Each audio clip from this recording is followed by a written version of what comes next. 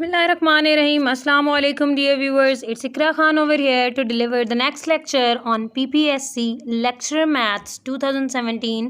आज हम आपको क्वेश्चन नंबर 6 से क्वेश्चन नंबर 10 तक सोल्यूशन प्रोवाइड करेंगे और लॉजिकली अटैम्प्ट करना सिखाएंगे। स्टूडेंट्स, हम लोग सॉल्व करे थे PPSC लेक्चर मैथ 2017 के क्वेश्चंस। हम लास्ट लेक्चर में आप लोगों को प्रोवाइड कर चुके हैं। पहले 5 MCQs की डिटेल्ड डिस्कशन, उसको किस तरह से अटैम्प्ट करना है, इक्वेशंस ऑप्शंस को कैसे एलिमिनेट करना है। तो बगैर अपना टाइम वेस्ट किए हुए मूव ऑन करते हैं क्वेश्चन नंबर 6 की तरफ, जो कि आज हम आपको 6 to 10 क्वेश्चन जो हैं, मतलब MCQs number 6 to MCQ number 10 जो कि 2017 PPSC लेक्चर मैथ्स का हिस्सा रह चुके हैं, उनको सॉल्व करवाएंगे। तो मूव ऑन करते हैं क्वेश्चन नंबर 6 की जानिब। जी व्यूवर्स, आपके पास क्वेश्चन ये है, the unit matrix of order n has rank dash. यहाँ पर ऑप्शंस आपको दे रखी हैं। Option number A 0, option number B n, option number C 1 and option number D none of these. यहाँ पर ऑप्शन की तरफ बहस करने से पहले जो यहाँ पर वर्ड्स हैं वो हमें क्लियर होने चाहिए कि किस वर्ड का मतलब क्या है। यहाँ पर आपके पास 3 वर्ड्स हैं जो आपने फोकस करना है। पहले तो आपके पास क्या होने चाहिए, यूनिट मैट्रिक्स आपको पता होना चाहिए क्या है। दूसरा आपको पता होना चाहिए ऑर्डर क्या है, और तीसरा आपको पता होना चाहिए रैंक क्या है। तो एक्सप्लेनेशन की तरफ बढ़ने से पहले अगर मैं इनकी एक्सप्लेनेशन आपको दे दूं तो वो कुछ इस तरह से होगी। यूनिट मैट्रिक्स आपके पास एक ऐसी मैट्रिक्स होती है जिसके मेन डायगोनल में सारे एलिमेंट्स 1 होते हैं और नॉन डायगोनल एलिमेंट सारे के सारे 0 होते हैं। तो मैंने यहाँ पर आपको इसको डिफाइन कर दिया है कि यूनिट मैट्रिक्स क्या होती है। A matrix having all the diagonal elements to be 1 and rest of elements का मतलब है नॉन डायगोनल। डायगोनल के अलावा जो एलिमेंट्स हैं वो आपके पास क्या हों, इक्वल टू 0, उसको आप क्या कह देते हैं, उसको आप कहते हैं कि आपके पास यूनिट मैट्रिक्स है। नेक्स्ट जो चीज़ आपने फोकस करनी है वो आपको पता होना चाहिए कि ऑर्डर आपके पास क्या होता है। किसी मैट्रिक्स का ऑर्डर क्या होता है। ऑर्डर बेसिकली रोज बाय कॉलम्स होते हैं, मतलब रोज इनटू कॉलम। किसी चीज मैट्रिक्स का भी आपके पास ऑर्डर क्या होता है, रोज बाय कॉलम। इसको रो क्रॉस कॉलम भी कह सकते हैं। अब जो तीसरी चीज है आपके पास, जो मेजर फोकस है इस MCQ का, वो है आपके पास रैंक। कि रैंक क्या होती है। रैंक की डेफिनेशन अगर आप लें तो रैंक आपके पास होते हैं number of linearly independent rows और कॉलम्स इन मैट्रिक्स। कि किसी भी मैट्रिक्स में जो नंबर ऑफ लीनियरली इंडिपेंडेंट रोज या कॉलम्स होती हैं उनको आप कहते हैं रैंक। दूसरे अल्फाज में भी आप रैंक को डिफाइन कर सकते हैं। रैंक की दूसरी डेफिनेशन आपके पास होती है number of non zero rows in its row echelon matrix. कि नॉन जीरो रोज हों अगर आप उसकी रो एचलन मैट्रिक्स बनाएं। तीसरी इसकी डेफिनेशन ये होती है कि number of non zero rows in reduce echelon matrix. Row reduce echelon matrix means rank के बारे में आपको एचलन फॉर्म भी बताती है और रिड्यूस एचलन भी बताती है। तो रैंक की डेफिनेशन फिर हमारे पास क्या हो गई। तो व्यूवर्स, आपके पास रैंक की डेफिनेशन फिर क्या होगी, number of linearly independent rows और column vectors in a matrix, ये। और दूसरी जो मैंने आपको डेफिनेशन बताई है, number of non zero rows in its row echelon matrix. ठीक है, आप इसको रो रिड्यूस एचलन भी कह सकते हैं। अगर हम तीनों डेफिनेशन को कंबाइन करें तो हमारे पास जो यहाँ पर स्टेटमेंट है उसके अकॉर्डिंगली जो हमारे पास मैट्रिक्स बन रही है वो क्या बन रही है, मैं चले यहाँ पर लिख देती हूँ कि वो मैट्रिक्स आपके पास है n ऑर्डर की। मतलब आपके पास इस मैट्रिक्स के लिए आपके पास होगा n/n, मीन्स n रोज होंगी और n ही क्या होंगे, कॉलम्स होंगे। मतलब और फर्दर मोर आपको कह देता है कि वो यूनिट मैट्रिक्स है, मीन्स यहाँ पर 1 होगा, ये 0 0 so on up to 0, then 0 1 0 so on up to 0। ये चीज़ आपकी चलती जाएगी और आपने इसकी कितनी रोज रखनी है, इसकी आपने n रोज रखनी है। कितनी रोज रखनी है, n रोज रखनी है, मीन्स इसकी n रोज हैं आपके पास और n ही कॉलम्स हैं। अगर आप इसको देखें तो ये देखें, ये डायगोनल एलिमेंट्स हैं।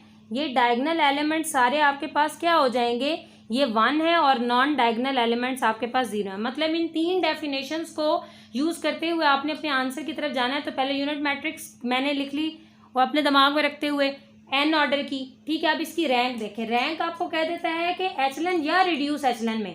मैंने अभी यहाँ पर आपको बताया कि रिड्यूस एचलन भी हो सकता है। तो रिड्यूस एचलन ये आपके पास यूनिट मैट्रिक्स लिखी हुई है। तो इसमें नॉन जीरो रोज आपके पास कितनी है, 1 2 और ये n ऑर्डर की थी, तो n आपके पास नॉन जीरो रोज हैं। लिहाजा इन तीनों कंसेप्ट को मिला के जो आपके पास बेस्ट ऑप्शन है, जो कि करेक्ट ऑप्शन है, वो आपके पास है n। तो हम लोगों ने यहाँ पर क्या कह दिया, the unit matrix of order n has rank n, कि जो यूनिट मैट्रिक्स होती है जिसका ऑर्डर n हो उसकी रैंक हमेशा आपके पास n होती है। स्टूडेंट पीपीएससी लेक्चर मैथ 2017 का जो 7 क्वेश्चन है वो आपके पास क्या है, वो आपको कहता है if determinant of matrix A, जिसको मैथमेटिकली आप इस तरीके से लिखते हैं mod is equal to 2, then A mod power 5 आपके पास क्या हो जाएगा। इसका सोल्यूशन देखते हैं, बहुत सिंपल है। सिंपल यहाँ पर आपने डिटर्मिनेंट्स की प्रॉपर्टीज़ को लगाया हुआ है कि डिटर्मिनेंट की प्रॉपर्टी सिंपल आपके पास क्या हो जाएगी, वो आपके पास होगी ए मॉड आपके पास क्या है, ए मॉड आपके पास 2 के इक्वल है। तो ए मॉड पावर 5 आपके पास क्या हो जाएगा, सिंपली ए मॉड की वैल्यू यहाँ पुट करें 2 पावर 5 और यहाँ पर 2 पावर 5 इज इक्वल टू 32। तो आपके पास इस MCQ का जो करेक्ट आंसर है दैट इज 32। तो डियर व्यूवर्स, हमारे पास question number 8 PPSC lecture math 2017 का है। If matrix A minus B B A is invertible under matrix multiplication then its inverse is, कि अगर आपके पास एक मैट्रिक्स है जो इन्वर्टेबल है अंडर मल्टीप्लिकेशन, तो फिर उसका इन्वर्स क्या होगा। ऑप्शन नंबर ए आपको दे रखी है A minus B B A, option number B 1/a² b², this one 1/a² b² and this one, and option number D. यहाँ पर आप MCQ के सॉल्यूशन या उसकी ऑप्शन की तरफ बढ़ने से पहले जो चीज़ आपको पता होनी चाहिए यहाँ पर वो क्या है, वो आपको ये है कि इन्वर्टिबल अंडर मल्टीप्लिकेशन का मतलब क्या है। तो इन्वर्टिबल अंडर मल्टीप्लिकेशन का जो मतलब है वो मैं आपको यहाँ पर एक रिजल्ट लिखवा रही हूँ। वो क्या है, अ स्क्वायर मैट्रिक्स, एक आपके पास स्क्वायर मैट्रिक्स हो। स्क्वायर मैट्रिक्स का मतलब होता है जिसकी रोज और कॉलम्स क्या हों आपस में इक्वल। हम उसको नेम दे देते हैं दिस वन और इसको लिख देते हैं n cross n। Is said to be invertible matrix if and only if there exists an other square matrix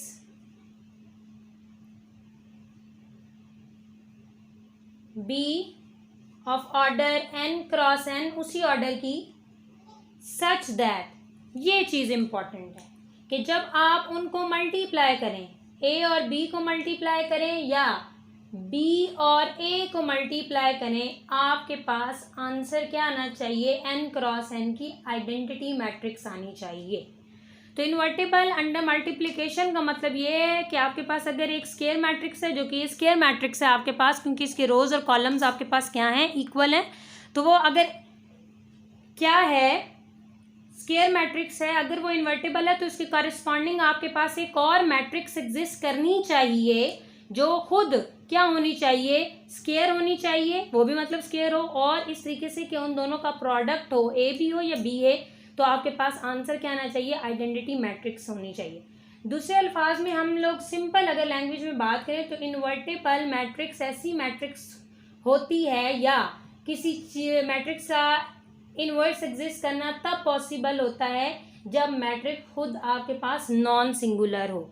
non singular इसलिए क्योंकि हम लोगों ने यहाँ पर इन्वर्स फाइंड आउट करना है। जो नेक्स्ट टर्म हमारी फोकस करने वाली है वो है इन्वर्स। तो इन्वर्स देखें क्या होता है आपके पास, मतलब ए इन्वर्स का फार्मूला आपके पास क्या है, that is adjoint of A by A mod, मतलब किसी मैट्रिक्स का इन्वर्स एग्जिस्ट करने के लिए ज़रूरी है कि उसके जो डिनोमिनेटर में ये चीज़ है वो ज़ीरो नहीं होनी चाहिए, और जिस मैट्रिक्स में ये ज़ीरो की इक्वल ना हो उसको हम लोग क्या कह देते हैं, non singular matrix. Mean inverse आपका एग्जिस्ट कर सकता है, या किसी मैट्रिक्स को आप इन्वर्टेबल अंडर मल्टीप्लिकेशन प्रूव कर सकते हैं अगर आपको उसके डिटर्मिनेंट की इन्फॉर्मेशन हो। अगर तो वो नॉन ज़ीरो है तो आप आगे प्रोसेस प्रोसीड कर सकते हैं, अदरवाइज नहीं कर सकते। तो एमसीक्यू की तरफ मूव ऑन करते हैं कि इसका सोल्यूशन यहाँ पर क्या बनेगा, एडजॉइंट। एडजॉइंट आप किस तरीके से निकालते हैं, किसी भी मैट्रिक्स का एडजॉइंट आप निकालते हैं कि आप जो मेन डायगोनल होता है उनकी प्लेसेस को चेंज करते हैं। मीन्स मैंने इनकी प्लेसेस को यहाँ पर क्या कर दिया, चेंज कर दिया। और जो सेकेंडरी डायगोनल होता है आपके पास उनके आप साइन इन्वर्स करते हैं, मतलब साइन चेंज करते हैं। ये माइनस था प्लस हो गया, और ये प्लस था ये माइनस हो गया। मीन्स यहाँ पर ए मॉड आपके पास क्या होगा, सिंपली आप डिटर्मिनेंट ले लेंगे। डिटर्मिनेंट आपको लेना आता है ए बी माइनस बी ए, इनको मल्टीप्लाई करने से जो आपके पास आंसर आएगा वो आएगा A B minus B A, और इनको आप मल्टीप्लाई करें that is equal to A square, और minus minus will be plus A square plus B square. तो इसका अगर एनालिसिस हम ऑप्शन के साथ करें तो आपके पास जो ऑप्शन नंबर सी है वो आपको इसके साथ मैच होती हुई नज़र आ रही है। तो इस क्वेश्चन जो कि था कि if matrix is invertible under multiplication then its inverse is this one. अब आप इसको आसानी से प्रूव कर सकते हैं। कैसे, आप इस चीज़ को इस चीज़ से मल्टीप्लाई करेंगे जब, तो आपके पास आइडेंटिटी मैट्रिक्स आएगी, और आइडेंटिटी मैट्रिक्स ऑर्डर 2 क्रॉस 2 की होगी। मीन्स आपके पास आंसर ये आएगा 1 0 0 1। तो इससे आपको पता चल जाएगा, वेरीफाई कर सकते हैं जो कि ये जो आपकी मैट्रिक्स है ये आपके पास इन्वर्टेबल अंडर मल्टीप्लिकेशन है। So option C is correct. Students, MCQ number 9 from PPSC lecture math 2017 आपके पास है। A homogeneous system of linear equations has a non-trivial solution if the number of unknowns exceeds the number of equations, the number of equations exceeds the number of unknowns, the number of unknowns precedes the number of equations, या option number D none of these. तो इस question की तरफ या इसकी options को consider करने से पहले हमें जिन चीज़ों का पता होना चाहिए कि आपको ये पता होना चाहिए कि होमोजीनियस सिस्टम क्या है।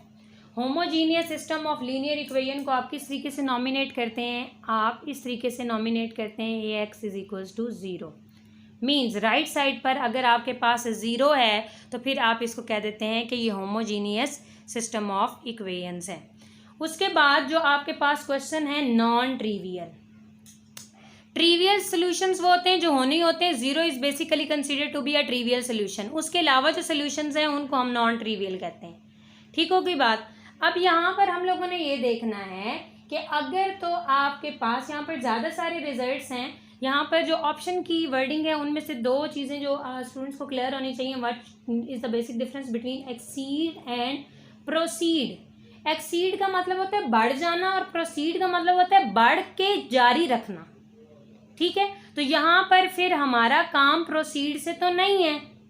ठीक है, जारी तो मतलब वो नंबर ऑफ अननोन्स या नंबर ऑफ इक्वेशन बढ़ती तो नहीं जाती ना। तो क्वेश्चन के स्टार्ट में जितने अननोन्स होंगे वो लास्ट तक उतने ही रहेंगे, जितनी इक्वेशंस हैं हमने उसी को डील करना है। मीन्स बढ़ के जारी रखने वाला तो प्रोसेस यहाँ से ख़त्म। तो equation number option number C तो यहाँ से फारिग हो गई। उसके बाद अब यहाँ पर हमारी बहस रहती है कि नंबर ऑफ अननोन्स एक्सीड कर जाएं नंबर ऑफ इक्वेशन से, या नंबर ऑफ इक्वेशन एक्सीड कर जाएं नंबर ऑफ अननोन से। तो यहाँ पर जो आपके पास करेक्ट आंसर है वो ये है कि आपके पास नंबर ऑफ इक्वेशंस कम होनी चाहिए और नंबर ऑफ अननोन्स क्या होने चाहिए, वो ज़्यादा होने चाहिए। मीन्स आपके पास यहाँ पर जो करेक्ट ऑप्शन ये है वो ये है कि number of unknowns should exceed, ज़्यादा हो किससे, नंबर ऑफ इक्वेशन से। So option number A is correct over here. ये कमीशन के हिसाब से ये वाला क्राइटेरिया, ये जो जिसको आप लोग कहते हैं बेसिकली आपके पास ये होता है criteria for the existence of the solution of homogeneous system of linear equations. तो ये हमने आंसर तो इसका मार्क कर लिया। तो जो यहाँ पर इम्पोर्टेंट क्वेश्चन है, डिस्कशन है, वो मैं अगर यहाँ पर नोट्स आपको दे दूँ कि इसके अलावा क्या है तो आपने बस दो चीज़ें याद रखनी है, यूनिक और मतलब ट्रिवियल और नॉन ट्रिवियल के लिए। तो यूनिक आपके पास सोल्यूशन ऐसा होता है जिसको आप कहते हैं कि वो ट्रिवियल है, ट्रिवियल। और आपके पास जो नॉन ट्रिवियल सोल्यूशन होता है उसको आप कह देते हैं कि इनफाइनाइट नंबर ऑफ सोल्यूशंस। ठीक है, इनफाइनाइट नंबर ऑफ सोल्यूशंस। तो यूनिक के लिए आपने हमेशा याद रखना, होमोजीनियस सिस्टम के लिए आपके पास क्या होना चाहिए, determinant should not equals to 0। और आपके पास यहाँ पर इनफाइनाइट नंबर ऑफ सोल्यूशन के लिए आपके पास जो बेसिकली नॉन ट्रिवियल्स होते हैं, क्या होते हैं, नॉन ट्रिवियल सोल्यूशंस होते हैं। इनके लिए आपके पास क्या होना चाहिए, इनके लिए आपके पास होना चाहिए A determinant is equal to 0। तो यहाँ पर हमने ये कंक्लूड किया कि homogeneous system of linear equations अगर आपके पास आते हैं तो नॉन ट्रिवियल सोल्यूशन की एग्जिस्टेंस को चेक करने के लिए पहले तो आपने उसका डिटर्मिनेंट इक्वल टू 0 रख के उसको सॉल्व करना होता है। फिर आप ये देखते हैं कि नंबर ऑफ अननोन ज़्यादा हो जाते हैं और नंबर ऑफ इक्वेशंस क्या हो जाती हैं, कम, क्योंकि डिटर्मिनेंट में आपकी कोई ना कोई रो जो होती है वो सारी की सारी किसकी इक्वल हो जाती है, 0 की इक्वल होती है, जिसकी वजह से नंबर ऑफ अननोन्स जो होते हैं वो ज़्यादा हो जाते हैं और नंबर ऑफ इक्वेशंस आपके पास क्या रह जाती हैं, कम हो जाती हैं। तो आपने यहाँ पर फिर ये कंक्लूड कर दिया, homogeneous system of linear equation has a non trivial solution if number of unknowns, for example अगर मैं इनको कह दूं number of unknowns are n and number of equations are m, तो यहाँ पर ये फिर आपके लिए याद करना आसान हो जाएगा। आप इसको इस तरीके से लिख लें कि m should be less than n या n should be greater than m। n बड़ा है m से, इसका मतलब है नंबर ऑफ अननोन्स एक्सीड कर गए हैं नंबर ऑफ इक्वेशन से, और m छोटा है n से, इसका मतलब है नंबर ऑफ इक्वेशंस कम है और नंबर ऑफ अननोन्स आपके पास क्या हैं, ज़्यादा हैं। स्टूडेंट्स मूव ऑन करते हैं अपने नेक्स्ट MCQ की तरफ, जो कि MCQ number 10 from PPSC lecture math 2017। तो आपको क्या कह रहा है, अ स्क्वायर मैट्रिक्स A, ठीक है, such that A square is equals to A। एक स्क्वायर मैट्रिक्स है इस तरीके की, उसका स्क्वायर लें मतलब दो दफ़ा मल्टीप्लाई हो तो आंसर A ही जनरेट होता है, इज कॉल्ड। तो फिर ये किसकी डेफिनेशन है, आपको ऑप्शन देता है इनवैलिटरी, आइडम्पोटेंट, निलपोटेंट, सिमेट्रिक। तो इसका ऑप्शन क्लिक करने से पहले आपको सारों की डेफिनेशंस पता होनी चाहिए कि ये क्या क्या हैं। पहले तो इन सारों के लिए आपके पास सिमेट्रिक होना स्क्वायर मैट्रिक्स का होना ज़रूरी है। अब पहली वाली जो है मैं इसके सामने इसकी एक्सप्लेनेशन दे रही हूँ। इनवैलिटरी का मतलब होता है कि जब कभी भी आप किसी स्क्वायर मैट्रिक्स को स्क्वायर करें, मीन्स दो दफ़ा मल्टीप्लाई करें, तो आंसर आपके पास यूनिट मैट्रिक्स आ रही हो तो उसको आप इनवैलिटरी मैट्रिक्स कहते हैं। नेक्स्ट आपके पास है आइडम्पोटेंट मैट्रिक्स।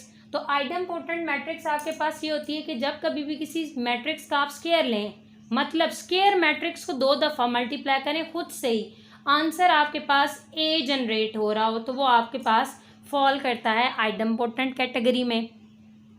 उसके बाद निलपोटेंट कैटेगरी आपके पास क्या होती है, निलपोटेंट कैटेगरी कहती है आपके पास जो कि ज़्यादातर हम लोग ये कह देते हैं कि ए स्क्वायर हो तो 0 जनरेट होना चाहिए, ऐसा नहीं है।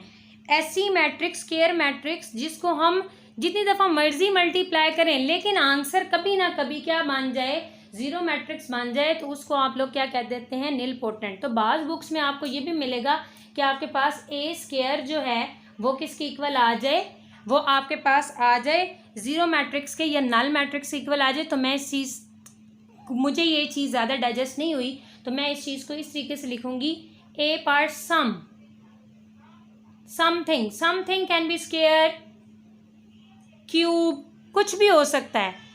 निलपोटेंट के लिए जो कंडीशन है कि किसी स्टेज पर मल्टीप्लिकेशन करते हुए, चाहे 2 दफ़ा मल्टीप्लाई करें, 4 दफ़ा मल्टीप्लाई करें, 5 दफ़ा मल्टीप्लाई करें, तो आपके पास आंसर क्या आनी चाहिए, नल मैट्रिक्स आनी चाहिए। ठीक है, इसके बाद है आपके पास सिमेट्रिक मैट्रिक्स। तो सिमेट्रिक मैट्रिक्स आपके पास एक ऐसी मैट्रिक्स होती है अगर आप उसका ट्रांसपोज लें, ट्रांसपोज का मतलब होता है रोज़ को कॉलम्स में और कॉलम्स को रोज़ में इंटरचेंज करें, इवन देन आपके पास आंसर पर कोई या मैट्रिक्स पर कोई फ़र्क ना आए, तो ये आपके पास सिमेट्रिक मैट्रिक्स की डेफिनेशन होती है। तो ये हमने सारी डेफिनेशन का एनालिसिस करने के बाद हमने ये कंक्लूड किया है कि जो हमें क्वेश्चन दिया हुआ था, square matrix A such that A square is equals to A is called, ये पड़ी हुई है कंडीशन और ये किसको कोलैबोरेट कर रही है, ये मैच अप हो रही है किसके साथ, आइडम्पोटेंट के साथ। तो आपके पास आंसर जो है वो आइडम्पोटेंट यहाँ पर राइट है. So a square matrix A such that A square is equals to A is called idempotent matrix. उम्मीद है डियर व्यूअर्स आज का लेक्चर आपको क्लियर हुआ होगा और क्वेश्चन नंबर 6 से क्वेश्चन नंबर 10 तक कोई भी दिक्कत हो तो आप कमेंट सेक्शन में आ सकते हैं. अपना बहुत ज़्यादा ख्याल रखिएगा. इस चैनल को सब्सक्राइब कर लें और बेल आइकन को प्रेस कर दें ताकि इस चैनल की रिसेंट अपडेट से आप अवेयर रहें. अल्लाह हाफिज़.